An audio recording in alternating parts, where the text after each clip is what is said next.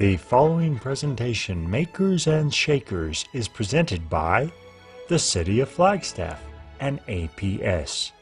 Sponsored by Compass BBVA, Pub Medical, AWD Law, Sunwest Bank, Alliance Bank, W.L. Gore and Associates, Gentera Enterprises, and DPR Construction.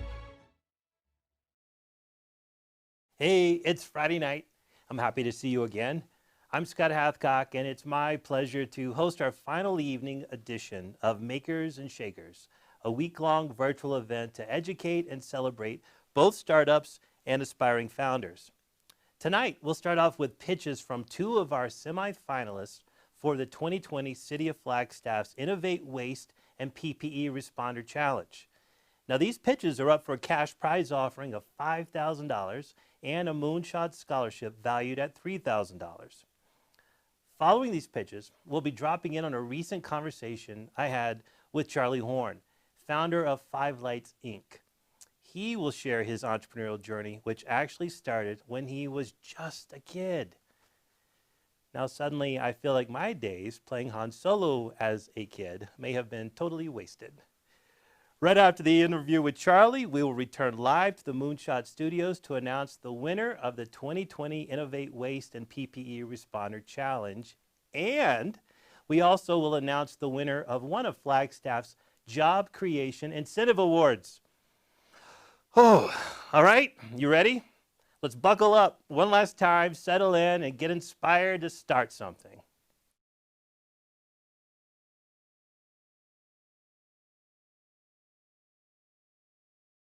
I'm John with Instant Display Cases. I've been building plastic products for over 30 plus years out of plastic, wood, metal. I've been seeing an increase of plastic materials going to the landfill. And I am thinking about taking my business in a new adventure of going towards eco-friendly products and reusable, consumable products.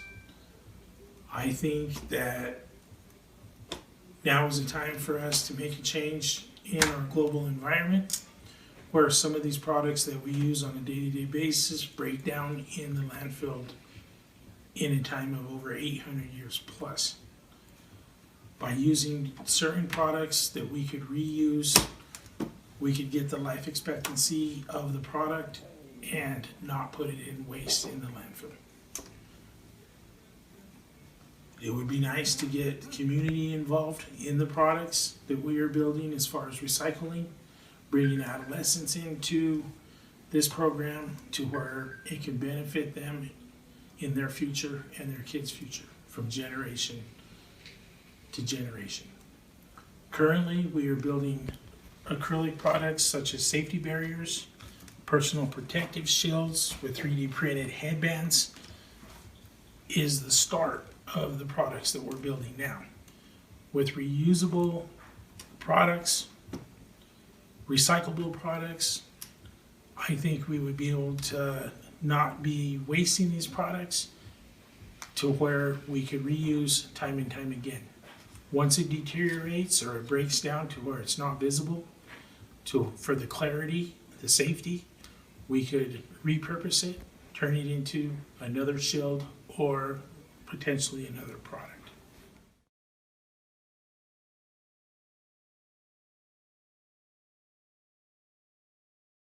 My name's Alex, and this is Dan. We're the co-founders of Be Well Hand Sanitizer. We make an organic hand sanitizer spray for sale locally in Flagstaff to essential and frontline workers who are seeking an alternative to gel sanitizers. Our hand sanitizer is an environmentally safe liquid spray that smells great and leaves your hands moisturized. The problem with commercial hand sanitizer is that conventional gel leaves a sticky residue on the skin and has a strong aroma of ethyl alcohol or ethanol. Ethanol is a chemical that is readily absorbed into skin, which can affect liver and kidney health over time. Ethanol has also been shown to have a negative environmental impact on our watersheds and wildlife. By using hygienic hospital-grade isopropyl alcohol as our sanitizing base, combined with moisturizing vegetable glycerin and aromatic essential oils for a pleasant and clean scent, we're able to create an effective and environmentally safe hand sanitizer to promote positive health and wellness during a vulnerable time. We believe that if one person is suffering, society is failing. Our business is focused on constructive capitalism, and to facilitate this, we donate 1 bottle for every bottle sold. All of our profits are donated towards local mutual aid groups working to help those most affected by COVID-19. Promoting community resilience is integral to our company's values. We hope to reduce the stress placed on our hospital and reduce disease transmission by promoting safe and hygienic practices as a readily available alternative to hand washing. We've established strong relationships with over 20 businesses in Flagstaff and Sedona to distribute our product locally, increasing the presence and the use of our hand sanitizer in the community. Donations of our hand sanitizer go directly to frontline and essential workers in our community, as well as those most vulnerable to infection and those without access to water. With your help, we will be able to continue to grow our business and to have a positive impact on the community around us. Hey guys, I'm Scott Hathcock again with another episode of Makers and Shakers, and today I'm so thrilled. We have what I like to call a lifelong entrepreneur, passionate learner, Mr. Charlie Horn. How you doing, Charlie? I'm great, thank you. Thanks for having me, Scott. I love having you here. We met, last year, I think so. At True Future Screening. Yes. And you happen to be a neighbor of one of our former clients, or Dan is a continual learner too, right? He's an Absolutely. He's an entrepreneur crazy head. He often says to me, "This is my last company," and then 3 weeks later, "I've got another new company I'm launching." So Yep. you guys are neighbors. You Yep. share neighborhoods part time. And he introduced me, and the moment we met, you have this passion. You have this. Your entire life has been about entrepreneurial thoughts and lessons learned and stuff like that. So I want to dive into all that. But Okay. I don't even know if I know everything about your history. So let's start there. Yeah, Who thank is you. Charlie Horn? Well, my entrepreneurial history started when I was very young. As a young boy, I would just do like errands around the neighborhood. I always wanted to pick up a few extra dollars to, I didn't really get much of an allowance or anything from my parents, Right. and so I always wanted to just earn money, maybe to get that bike or buy baseball cards or things like that. Yeah. And so I was always thinking about, well, what else could I do? How could I do that? And of course, it was very self-serving, how to make a buck. And I did the traditional things like, mowing lawns and things like that. But I soon found out that, I was only worth like what that hourly rate would be. Okay. Instead of, how could I do something that would be recurring or be worth more per hour? Right. And so I got into things like selling holiday cards or seeds. And so I would have the same customers all year round where I would go and sell them different things. Right. So I was like this cute kid going to the door. They'd always buy. It was easy, because I was a little kid. So it would be seeds for the garden in the spring. In the summer, I would do other like odd jobs for them. Mm-hmm. In the fall, I would sell holiday cards, for Christmas, and of course during the year, I would sell packs of like birthday cards. So I would literally go to the store, buy all these cards, and then resell them. No, I have to ask this. So with knowing who your customer base was, were you Yes. being very particular with choosing the cards? You're like, oh, this would be great from, Francis or whatever. Would you have even that knowledge at that age? Or would you just pick up random No, cards? I wasn't Okay. that good. Oh, gotcha. But I did know what they would want, and Okay. I knew who would buy what. Okay. And so that was something like and I did like Easter cards, and they were so happy because like, oh yeah, I didn't do that yet. Oh, nice. So I knew they had an unmet need, and if my timing was good, I could do it. Right. And I could do it anytime, when after school, weekends, whenever. I wasn't playing in a ball game or something like that. So I was able to make my own schedule. So, I learned that I could make my own money. I could create an income for myself without waiting for my parents to give me chores or something like that.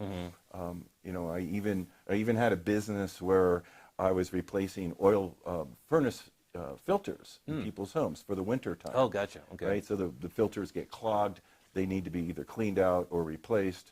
So I would go to a hardware store, buy them for $2, sell them for $5, you know, fully installed. You know, it takes like 10 minutes. Right, gotcha. Right? You know, and the dads weren't doing it. They would always forget and procrastinate, you know, so I would get, you know, I would knock on the door and, you know, and the housewife would be just thrilled, you know, like, awesome, get in here and do it. Yeah, right? yeah. So my markup was huge. You know, I mean, I didn't have a calculator, I didn't know. Right, you know, right. But, you know, and all these other kids that had like paper routes, you know, they were stuck on following a certain route. They have to deliver papers at a certain time. They had to go collect their route at a certain time. But I had all this freedom to do what I wanted to do, and I made a lot more money. Nice, nice. Where was this? Where was great. this? This was back in Wilmington, Delaware. Okay. You know, I grew up in Delaware, Okay. you know, in a middle-class neighborhood. All right. Yeah.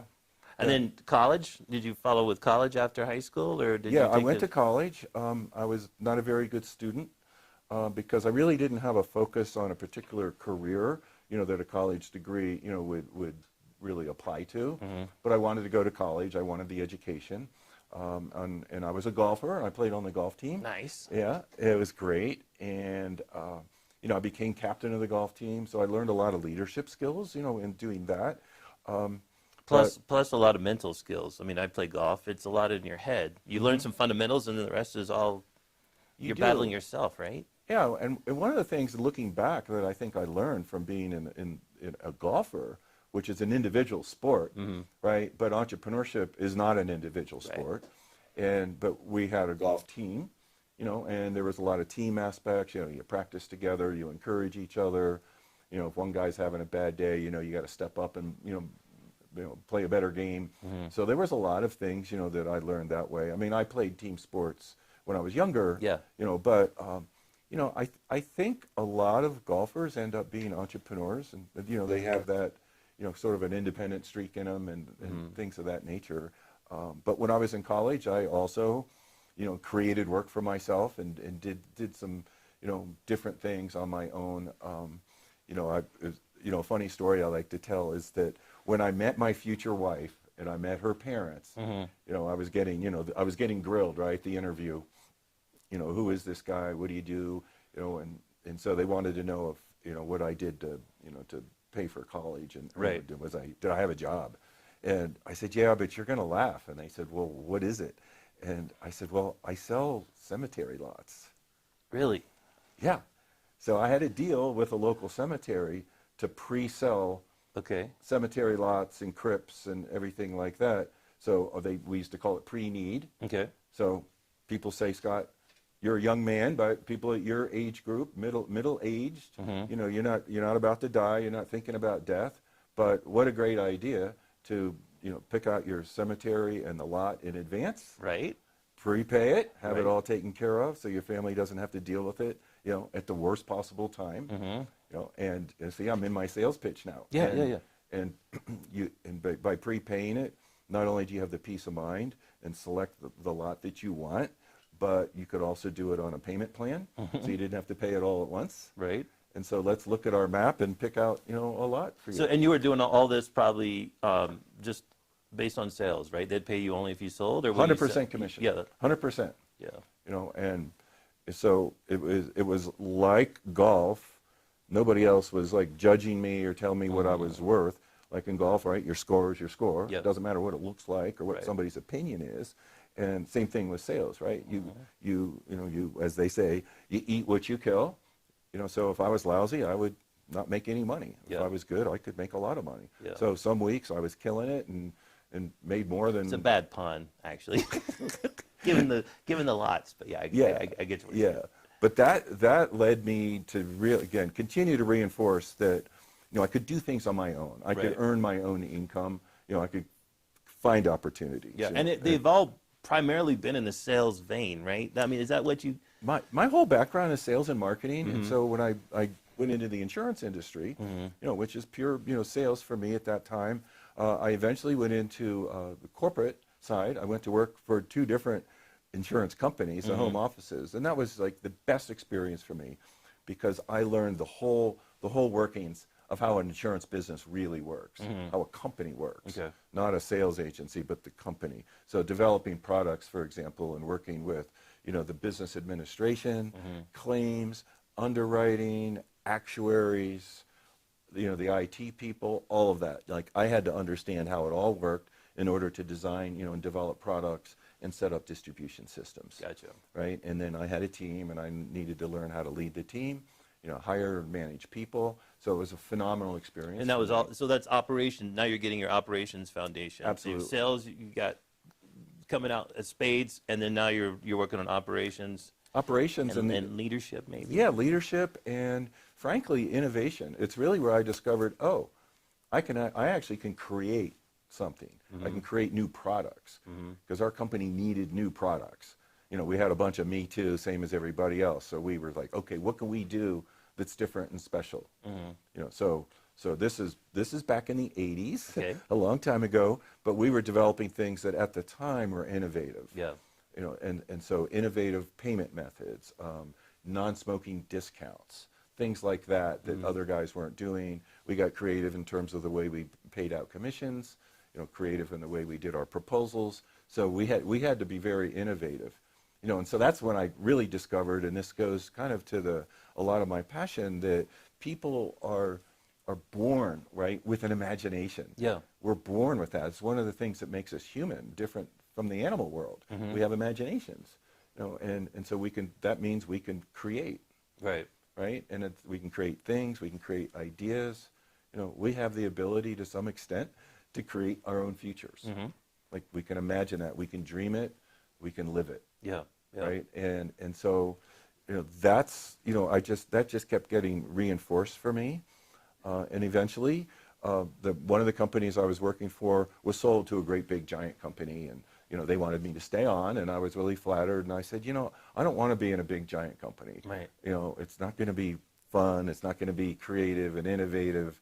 I'm going to be a small part of a giant thing, and so I didn't even try it. I just left. Right. And I went back to my entrepreneurial self-employment life. And started my own business. Was that the big aha? Was there a big moment between that and that was it an idea that drove you, or was it more of just the need to be fulfilled? Yeah, if that makes sense. I think what it was is honestly that my just really powerful instinct to be independent, and make my own decisions about what's going to happen. Gotcha. And so most people would use the word control. Okay. Right? Like control's not really the right word, because who controls anything? Right? Like this year, this awful pandemic. Right, and so people feeling a really sense of loss of control of their life. Right. Like, oh my gosh, I can't do what I used to do. A lot of people have been amazingly resilient and adaptive, which are great entrepreneurial traits, right? That we want people to learn. When I believe it can be learned, and that because people always ask me, Scott, can entrepreneurship be taught? Yeah. Right, and my answer always is, well, the flip side of that, so that also the question is the same question as, can entrepreneurship be learned? Yeah. So for a lot of people, it's just like a natural instinct. It's the entrepreneurial gene, like kind of born that way. Right. And maybe I don't know, but I've seen a lot of people that you would not think would be entrepreneurial at all that go through programs like yours, programs like ours, and they become fantastic entrepreneurs, because they discover for themselves some way, right, that, oh gosh, I am creative. And not only that, but I can take this idea and get it out in the world. Right. So the key to a successful entrepreneur is not just being an idea factory, right? It may not even be an idea factory, but they have the ability to manifest that, create ventures or launch products, social ventures. It could be a new way to do Bible study at your church. Yeah. Right. Yeah. Anything that's different and innovative, and how do you make it actually happen? I love that concept from you, and I remember seeing one of your many awards presentations. Maybe you've taught or you've spoken about, but the concept that this entrepreneur concept is not that necessarily that unicorn idea. That people assume that entrepreneurship means I launched Uber, or that's what people are passionate and want to do, and those are great. But it's also, like you said too, it's taking something and just making it better, or making it more accessible, or making it there's a lot of different variations of being entrepreneur minded, I guess. 100%, 100%, and you know, and there's a term called entrepreneur, right? And that's the term that means you do that within an organization, that you didn't start, you don't own it, you don't control it, but you're within the organization. So it might be a nonprofit you're a part of, or it might be a company that you work for. Right. Right. And so how can you be entrepreneurial within that? So that's the entrepreneur.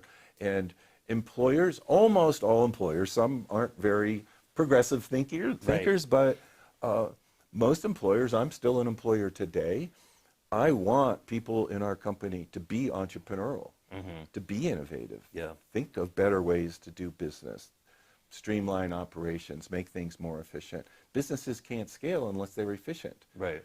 And so, you know, if somebody's doing a manual process type job, are they thinking about, well, how could we speed that up? How could we automate it? How could we streamline it? Now, some people might think, oh, I might lose my job, but you have to create a culture around that to say, no, you're not going to lose your job. In fact, you can elevate yourself to do more important things than that manual task that you're working on right now. So let's find ways to automate, to make things more efficient, whatever that might be. That's just a simple example. Maybe somebody will think, oh my gosh, why aren't we in this market? Or why don't we do this with our products to make them even better? You know, and just getting feedback from customers. It's not by accident, but it is, that we call this makers and shakers, right? Because it is about also the people who shake things up within the organizations or within their communities to improve upon. So I will take full acknowledgement of the fact that we were clever. That's right, you're very clever. We were more thinking of coffee makers and cocktail shakers, honestly, when we came up with that. But so tell me about the first moment, that first win, the first big win as an entrepreneur. What was that first moment that you had in your mind that you look back on and said, this was a game changer? Right. It's really hard to say because I think I discovered, like as a 10-year-old, that I could create a job. Create a job for myself. Like I'm walking around, you know, nobody has any money, I'm broke, they're broke, the kids are broke, my parents won't give me money. You know, we weren't poor, but it's like, no, you know, parents aren't going to just give you money, at least not back then. They, you know, well, you know, and both of my parents were very supportive and encouraging and say, well, you know, figure it out. Figure it out, right? And so, you know, I think I had examples of other, what I saw, you know, other people doing, what I saw adults doing. And so I just started trying things, you know, and I think that's really important, you know, that experimentation. But yeah, it was very thrilling, right? I'd have $5 in my pocket, so I was rich. You know, where'd that come from? Well, you know, I found I created a service. You know, and I'm out knocking on doors in the neighborhood. You were the first Red Dot. Do you remember that company? No. Oh, they were like almost like that convenience store that you could call in Chicago. We had it. I don't. Grubhub is sort of similar, you know, today. But yeah, the idea of having those last minute things. Just So I think it was really gradual, Scott. So you know, there wasn't like a particular moment, you know, that was aha. But it started giving me the confidence and the you know, kind of the beginning of, oh, I can you know, create my own future, right? I can have a dream and I can pursue it, and it's not going to be up to somebody else. Yeah, you never had that fear factor of, I've been in corporate my entire life, I'm going to leave this safe nest and go and launch this thing on my own. You've always existed in your own deliverable, you know, creating your own life. I like did, you said. and so yeah. So when I did, I started being, you know, after college, I was an entrepreneur in the insurance business, mostly just selling insurance, but you know, self-employed on my own. I wasn't really creating anything though. I was just, but then again, I went to work for the insurance companies and discovered I had this creative mind, and I learned, you know, that industry. Right. So then when I left it, I was very confident in my ability, you know, to earn an income. I wasn't going to starve. I might not make a lot of money right away, but I wasn't going to starve. You know, my wife was really supportive. You know, she was a nurse. She actually worked a couple jobs.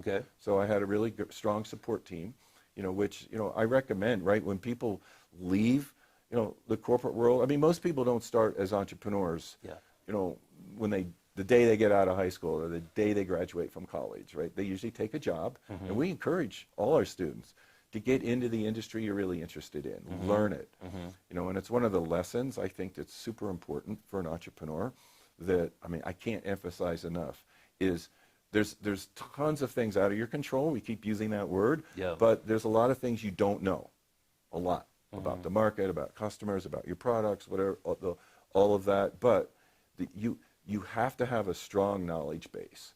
You really need to know your customers, like know your customers, like don't guess. So we call it the no guessing rule. Right. So no guessing about your customers' needs, how your customers behave, what they want, what they'll buy. So maybe you don't know all of that, so that means you experiment, you test things, and a lot of people call it lean startup, right? And so, but lean testing, piloting, we're developing new products right now. We think we know, but we're guessing. Right. We know we're guessing. Right. So we have to test and find out. Would they like this, or would they like it in green? Like we had a green background today. Do you like green, or no? We prefer blue. We can sit here and hypothesize all we want and have opinions, but until we test the market. So market testing. We find that most startups fail because they don't know their market well enough. They think they have a great idea. Everybody who wouldn't love this? Yeah. Well, maybe they won't buy it. Right. Like if you had asked me about Uber, I would have said that's a terrible idea. Like who's going to drive strangers around, and strangers are going to get in your car? Yeah. What else you got? Yeah. But then they followed another lesson. They tested it, but they started small, Scott. I mean, they didn't start with $100 million in the bank and let's do this globally. They started small. They tested their system. They had to test all their technology to find out if people really would do it, what problems are associated with it. I mean, they're still learning, right? Yeah. And a lot of their lessons are very publicly, like we see the problems, and with some of these businesses, Airbnb the same way, like same concept, right? All this, the sharing economy, right? Like who would share all this? Same thing in my mind, like Starbucks. I would have thought that was a terrible idea. Yeah. Like build these fancy coffee shops and charge $5 for a cup of coffee. Like, no way. But they started small. They tested it. They made their mistakes. They learned, and they grew. And so that's what we try to do, with the students. Give them a safe environment. Right. They can because you're going to learn the best lessons in life, from it's a horrible word, but from the things that don't work out. Yeah. Instead of saying failures, right? Thomas Edison very famously supposedly had 10,000 experiments before the light went on, right? Right. It takes a long time, but trial and error. You're more than likely not going to get it right the first time, maybe not the first 10 times. Yeah. The thing that I also love about what you're talking about is when you're talking to these students, and you're saying go get a job or whatever, and you said, a lot of your learning was in the operations and through the processing or whatever. You then became an expert in processing of insurance claims, let's say, as an example. Right. So that is what we're looking for from a entrepreneur when they walk in the door. We want you to be an expert. And some people think, well, that means I have to be a doctor of medicine or whatever, right? No, it means you have to spend, what's the definition of expert? How many hours? Do you remember what they say about Michael Jordan? Is it 7,000 hours? It's a lot. I know, it is something up there, right? Yeah. That kind of concept, right? You've spent 7,000 hours processing claims. That makes you an expert in that particular thing, and you think you have a better way or a software solution to do that knocks 15 minutes off the process, right? So all of a sudden, you are an expert in that thing. Right. And I think that's so key because a lot of people, again, misconstrue what expert means, right? Right. Yeah, absolutely. Well, and Scott, to that point, and I talk to students a lot, and they say, okay, that's great, but how do I get that knowledge? How do I become that expert? Because I can't get a job unless I have experience, right? So you have that catch-22, and so what we say is, first of all, study, learn from anybody, and talk to the experts. They'll talk to you. It's amazing how many people will help you if you just ask them. Yeah. Just ask, do you mind? Could you give me, I'm a student, could you give me 5 minutes, 10 minutes? I want to pick your brain. It's amazing, what people will be willing to do for you if you just ask for their help. Right. People love to be asked for their help. So ask for help. Go online, right? Get on the internet, study, learn as much as you can. But also internships. An intern, volunteer. Say, look, you don't even have to pay me. Right. Unpaid internships. Now, a lot of times they will end up paying you anyway. Yeah. Right? And we have the student right now, he's graduating #1 in his class at the university, double major. Just brilliant, brilliant guy. He's already had 2 startups, very small. One was a local golf cart transportation business, and the other one was a tutoring program that he created for high school students. You know, but he knows, as smart as he is and as much as experience as he's had doing that, he knows he doesn't know the industry he'd like to go into. Gotcha. Right? And he said, Mr. Horn, what should I do? I said, I'll introduce you to a lot of people, but if I were you, I would start right now and tell them, I'll intern for you for free. Okay. You know, you can make money somewhere else just to pay your bills, but you know, don't go out and buy fancy cars and you know, build up, you know, a lot of obligations, financial obligations. You know, stay lean, and if you have to, work for free. Yeah. Get in. He wants to be in private equity and venture capital, Gotcha. and right, and so they'll hire him for free, and I promise you they'll end up paying him, right? And you know, because he's such a terrific young man. But you know, don't expect everybody to just pay you because you're so great, right? Just go in and volunteer, work for free, learn. Gotcha. So, and we've been talking about students, and we've been talking about your school, but there was a phase before that where you built a company. Let's talk about that. What was that company? Okay. Well, I built more than one. Right. But the one that I'm known for, the one that's more fun to talk about, is was a company called ScriptSave. Okay. ScriptSave is the pharmaceutical script, the prescription. They call them scripts in the industry, and save is you're going to save money. So we created the first of its kind, never been done before, so it was very innovative. But we borrowed concepts from the optical industry, from the dental industry, from the medical hospitals and providers. So, and I had expertise in building provider networks. Right. And so, but nobody had built a provider network of pharmacies for the consumer. There actually were existing networks of pharmacies for the insurance companies, for the managed care organizations. So in essence, the pharmacies, in order to get more business, because there's so much competition in retail pharmacies, right? When you think about retail pharmacies, you got all the Walgreens and CVS and Rite Aids, the big chains. But now, you know, you have all the mass merchandisers, right? Walmart and Target and Kmart, you know, all have pharmacies. The grocery stores all have pharmacies now, and you have the old school independent pharmacies, right? The Jones Pharmacy down on Main Street. So all these competing pharmacies, they all want your business. Why? Because there's a high profit margin in pharmaceuticals, and they want you to buy other products in the store. So it rounds out, you know, everything in the store. It's rarely just a pharmacy. There's a few of those, right? But it's mostly a part of a bigger operation. So the idea was, why don't you lower your prices for consumers, attract customers in your store, and they have the shopping cart and they'll buy more products. Well, what we ran into, Scott, was they said, well, yeah, we've tried that before and it doesn't work. I said, okay, tell me what you did. So I was learning. I knew what they did, but I was asking, I just wanted to understand. So they'd have 15% off for seniors on Tuesdays, right? But they didn't know how to market. They didn't know how to price it properly, right? And they couldn't attract a large number of people. Because of my background and expertise in the insurance industry, I knew, I wasn't guessing, I knew insurance companies and employers would love to have a program for their customers that would reduce prescription costs. So that I knew, and I talked to enough of them.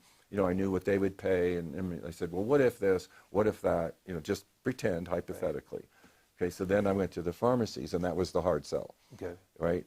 And then I finally got one to do a test. So we did experiment. It was down in Florida with one of the chains down in Florida. So we had one chain that agreed to do the discounting. So we discounted all the generic drugs, all the brand name drugs. And it was on like this complicated formula that they could live with. Like they hated anything that would be like a mistake. Like for them, it's a mistake to have a flat percentage off because of the complexity of their pricing system.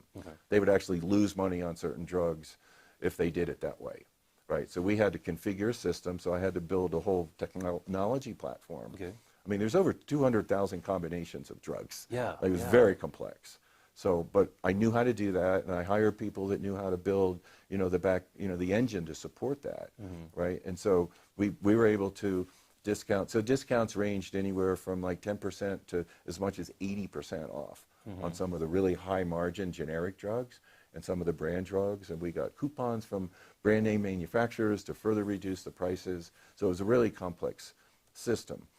But we started with one chain, with one insurance company that was willing to do a pilot, and we paid all the costs. Like we didn't, you guys just try it. Right. Just try it. Let's see if it works. And we said, we know we're going to make some mistakes, but we'll fix them right away. We'll smooth everything out. Right. And it worked beautifully.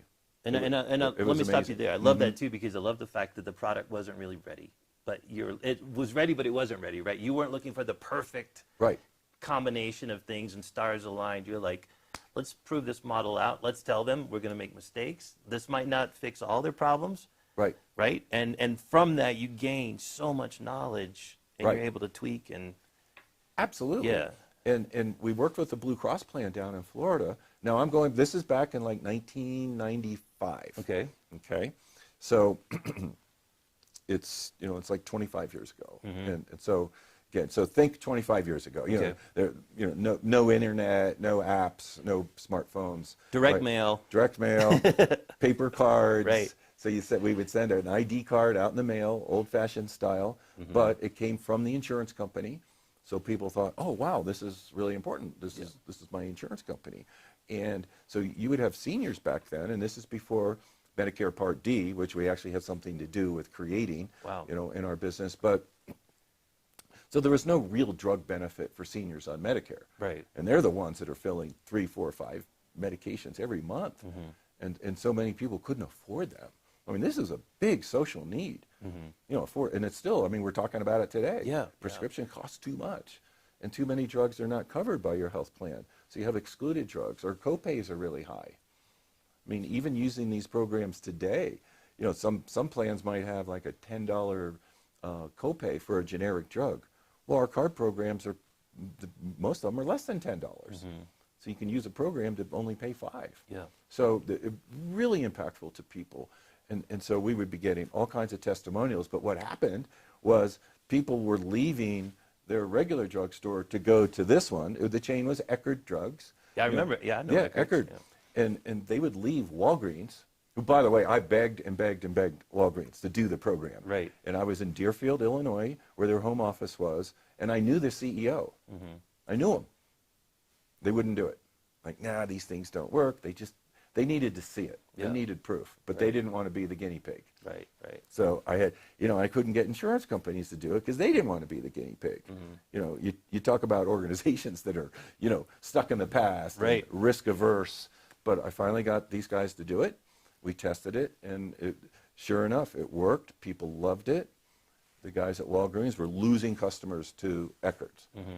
That's exactly what we wanted to demonstrate, is that they can attract and retain customers with their full shopping cart.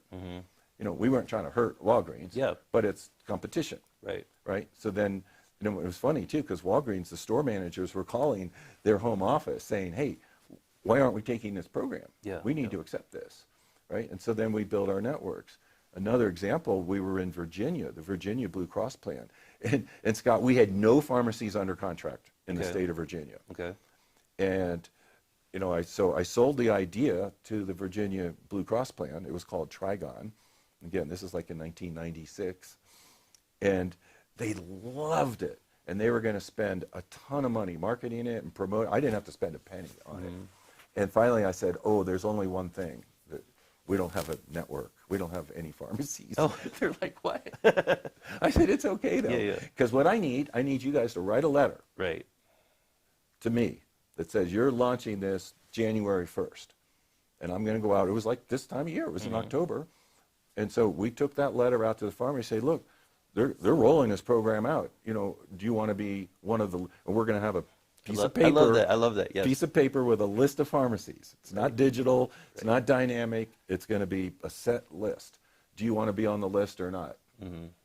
It's okay with me if you don't. It's that kind of thing. We're going to put all these people. We had to act like, we didn't tell them that we didn't have any others. Right. And so they started signing up like crazy. you know, they all wanted to be a part of it because Yeah. because they didn't want, it was fear. We didn't threaten them, but Right. they got it right away. Like, oh, if we don't join, then all these people filling all these prescriptions. Right. Because we knew. So here's the numbers: 100,000 seniors were filling on average, as a group, 300,000 prescriptions a month. Wow. Right. So 3.6 million prescriptions, you know, are in play. Right. Like, where are they going to go? Right? So we had huge buying power with just one client. Right? And so the pharmacies, and we weren't taking all their margins away. Again, our system showed them that you could discount by this amount and you're still going to have a good profit margin on your prescriptions, and you're going to sell your other products in the store. Yeah. Right? And so it was a win-win-win for everybody. Right. And so you said you started in Florida, and it was Eckerd's in Florida specifically, and at what point was that customer base number something? Were you looking for like at a minimum? You know, we can do this one our first year. Let's just get 500. You know, was there a number? Was there some methodology, rationale behind the data to say once we hit this cap, we know it works, and now we go on to these other corporations to get buy-in, and we use this as our case study? I mean, what was the thinking there? Good question. It really wasn't a specific number. Okay. We knew how much we had to do for us to break even and become profitable, but for the market, we only needed one demonstration like that to prove to the pharmacies that it was worthwhile, even though it was slow in building. It really was, and to get other insurance companies to want to sponsor these programs, because they're great at following the leader, and they don't want to be left behind, right? So it was hard just to get the first ones. And would they say to you, would you have the data where Eckerd would say to you, not only did they do that, but we saw a 20% increase in sales in general goods? They provided that. Did you have that in the upfront conversation, that we'd love to know all these things? Okay. And you saw that could possibly happen as well, I'm assuming. Yes. Okay. Yeah, 100%. Now, they weren't that great at tracking all of that by customer, especially back then. They didn't have like all the loyalty programs, and they weren't tracking you by your phone number and all of that. But but no, they knew it, and they gave us like their best estimates around that. And so we had good data, good evidence, I would call it, to go to the other stores. And we definitely collected percentage savings. Okay. So how much did the Hathcock family save? They saved $200 this month on their prescriptions. Right. And we collected testimonials, from the consumers, that say, it was just like, we didn't have to make them up, right? They were real people that were now able to pay their rent, buy the food they need, feed their pets. People were having trouble, they're on fixed incomes. Not all of our customers were, but certainly the seniors on Social Security, limited pensions, and so forth. They're living in trailer parks and places like that. Like, if they could save $20, that was huge. Yeah. Really, really impactful to them. So we collected, we knew how much people were saving, and we collected testimonials for them about how important it was to them. And they gave all the credit, of course, to their insurance company. Right. So we were able to take that evidence, to the other insurance companies and say, you guys can be heroes, doing this. One interesting thing, too, I'd like to point out is that we basically tried, it took 3 tries to get the revenue model down. Okay. Right. So that's one of the big challenges that most startup businesses have is, what's the revenue model? How do we make that work? And so we had to look at all the different potential sources. Would the consumer pay for the program? Would the insurance company pay for it? Would the drug manufacturers pay for it? Would the pharmacies themselves pay to have this program operating? Right? And so we actually tried all of them. We found out that it was not a good idea to try to charge the consumer, because that was very challenging and put too many roadblocks in a way, and you have to do all this billing and collecting, and not a good idea. The insurance companies probably should have paid for it, but they weren't willing to. Okay. We did get a couple of them to pay for it. They always paid their marketing materials and the distribution costs to get it out to all their members, but we couldn't get them to pay us. Gotcha. So now we're like, what are we going to do? I could get some of the drug manufacturers like Pfizer and Merck, to give us coupons and pay us to distribute those. They'll pay you to do that. Okay. But, it's limited, right? And what you could do. It wouldn't fund the whole program. So eventually we thought, oh, well, wait, the pharmacies are really benefiting from this. It's kind of like actually the Groupon model. Yeah. They actually copied our model. That's where they got the idea, is from ScriptSave. And because we were really highly publicized. So they got the merchant to pay. So the merchant pays Groupon. Not only does the merchant give the discount, but Groupon keeps a percentage for bringing the customer. So that was our model. Right. We kind of stumbled across it. We didn't think about, that was not the original idea at all. Right. Never entered my mind. But we were kind of, they say necessity is the mother of invention, right? And so, we like to think, oh, we come up with all these great ideas just because, but it's often, right, because you kind of have to. Right. Right. So you said, so I love that. You were I know you didn't say this, but you originated the concept for Groupon. And I know. That's where they got it. That's what so they said okay, that's awesome. But I also know that at one point there was a shift as well where CVS or Walgreens, they said to you, or whoever these companies were, said to you, can you just do this for us as well? Or can you help us with just our own card, right? At what point did that happen in the lifespan? Probably about 12 years in. I had this company, I sold it, but I had it for 18 years.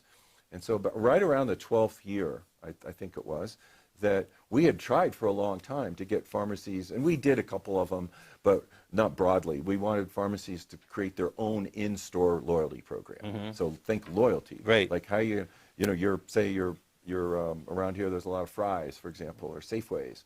Like, how can these grocery stores, create an in-store loyalty program, right? They do it with, with their own, they call it the dual pricing system, with or without the loyalty card. So you've got your dual pricing models, and then you have your everyday low price, like Walmart, right? They don't have a card, they don't have a loyalty program. It's Gotcha. just, so they're called everyday low price. Right. In the industry. It's EDLP. I had to learn that term. Like, what's EDLP? Right. And so you have EDLPs, and then you have the loyalty the businesses. And so we started with the ones that already like the idea of loyalty cards. So let's create a loyalty card for pharmacy. So we'll take all the drugs and we'll create a special pricing system. We'll have flat rates, say, for some of the generics. And so we developed in-store loyalty programs with points, discounts on what they call front of store, like over-the-counter meds, things like that. So you're the reason we all have those little plastic cards on our keychains? Just the pharmacy, just for the pharmacy part, not for the whole store. No, Right, that was already in existence. Yeah, so we just said, you know how that works. Right. Just do it for pharmacy. Gotcha. Right. But it was hard to get them to do it. A lot of them were really stubborn about it, even though they already accepted, our card. And then there was a lot of competitors, by the way. So after we launched, lots of pharmacy benefit management companies started their own discount programs. But it took them a few years, so we actually had good runway to really build up our base. Right. So it was we were fortunate in that regard. Yeah. So and then probably 8 years into that business, with some partners, I actually started another company that did all what they call the claims processing. Okay. So the processing engine, and I would equate it to when you go to an ATM to use your credit card or your bank card to make deposits or get cash, right? That's a very sophisticated, it's a complex system, and it's electronic, it's digital, it goes super fast, right? But it has to go into some central brain system that recognizes, oh, this is a valid member. Here's your account. You have money in your account. You want to withdraw $40. Okay, you've got it, and here's your money, right? So it goes through all these logic steps, right, to process that. Well, pharmacy claims are exponentially more complicated than that. With eligibility, same steps, but you have a database of over 200,000 drugs, right, and different drug benefits and different coupons that may or may not apply. But so these systems are really sophisticated, but they have to work super fast, like in less than 1 second. So the pharmacist puts your information into their computer, and they have the prescription information, your information, and your insurance information, or in our case, the discount card. So our cards have the process exactly like an insurance card. And so we set it up so it would do that, right? But we had a third-party processor that would do all of that behind the scenes. But we got so big, we just wanted to do our own. Gotcha. So we bought a software platform, and we started another company. We did that in the tech center up in Denver, and we built a processing business. Wow. That came out of that. Right. Yeah. So we always hear about how powerful data is, data collection. What have you considered your, I mean, how does that work out for you? Is that that processing thing you were just talking about? That would be an example of harnessing the data that you've figured out. And well, it ended up being all about the data. Yeah. Right, because the pharmacies need the data to frankly, if they're going to discount, they still need to protect their margins, right? And they need the data, they need the patient data, and they want to be able to transact and transmit that data to the prescribing physicians. So we would assist them, with that, all the while protecting, patient privacy, and all the HIPAA regulations.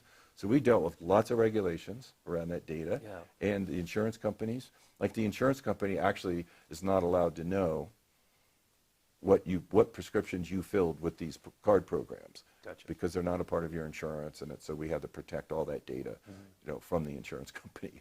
When in a perfect world, we actually did some programs where the patient said, no, that's okay, I'll approve that, right, and disclose it back to the company so they can help, transmit to your physician and know what you're taking. And so we got into a lot more of the medication management business as well. Okay. So, but all driven by data, 100%. Everything from the margins to the patient care, pharmacies knowing whether the programs were beneficial or not. So yeah, it was really data driven. Gotcha.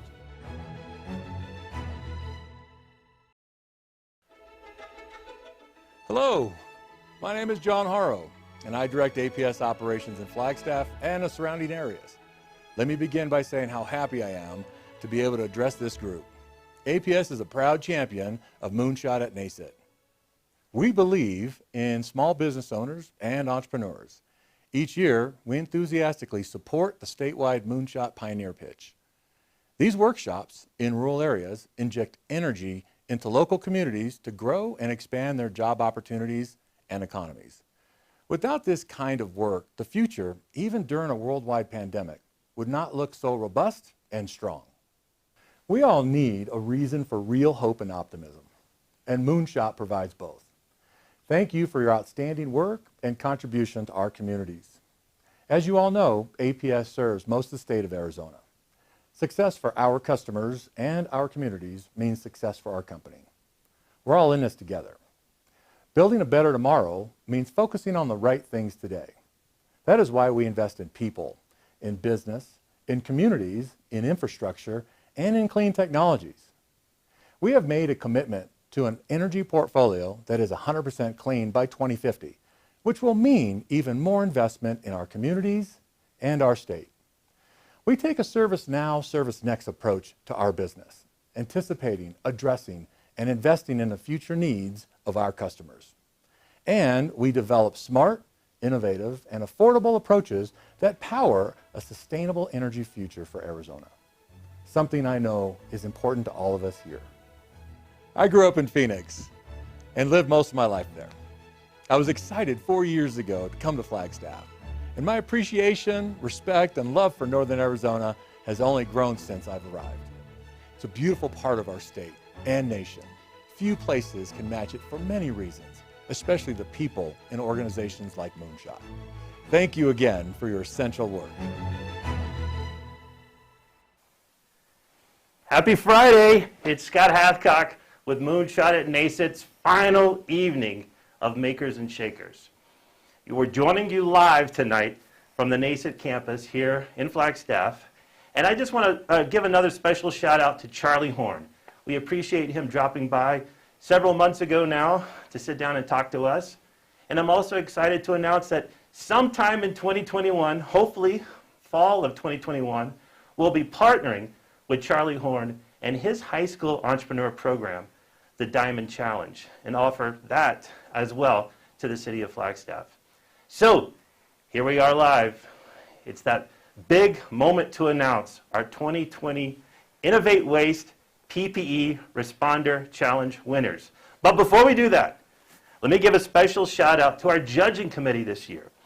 They included Councilwoman Regina Salas, City of Flagstaff's Sustainability Department, Dylan Linzen, and finally, Moonshot our Board of Directors member, Dan Kasperson. So, without further ado, our winner this year for the 2020 challenge, Alex Kaufman and Dan Dunn. Imagine thunderous applause all over TV sets around the world. So guys, you did it. You actually won a huge check for $5,000 thanks to the City of Flagstaff. But before we give you this check and you find a big bank to cash this, I got to hear more about your story. Certainly. First of all, how old are you guys? 28? Yeah, I'm 29. 28 and 29. That is awesome. And did this concept come up before COVID?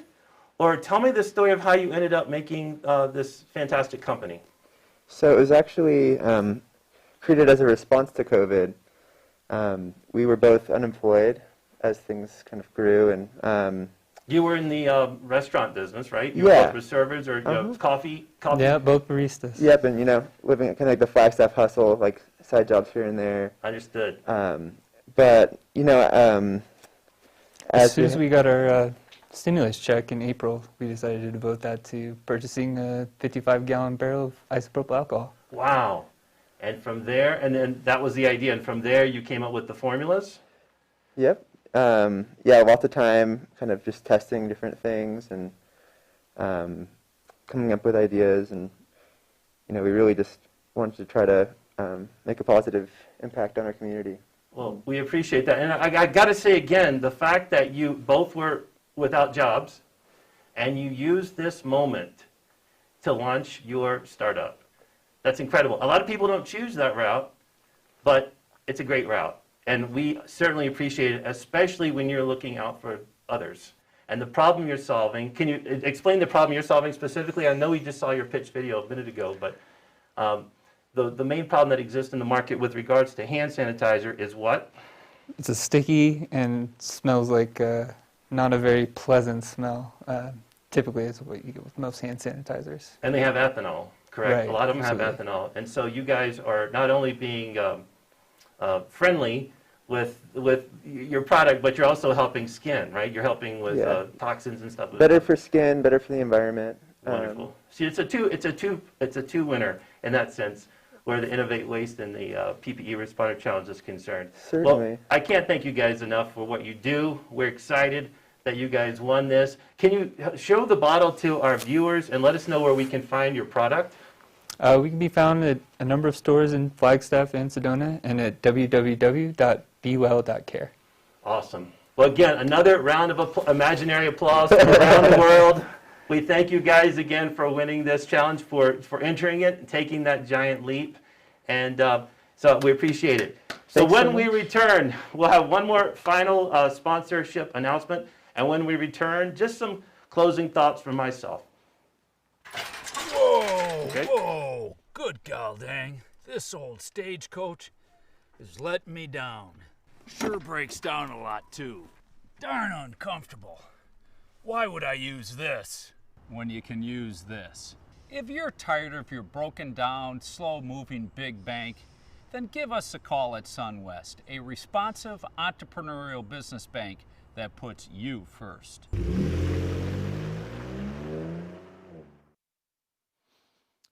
Well, this is the end of Moonshot's week of programming with our first ever Makers and Shakers online event.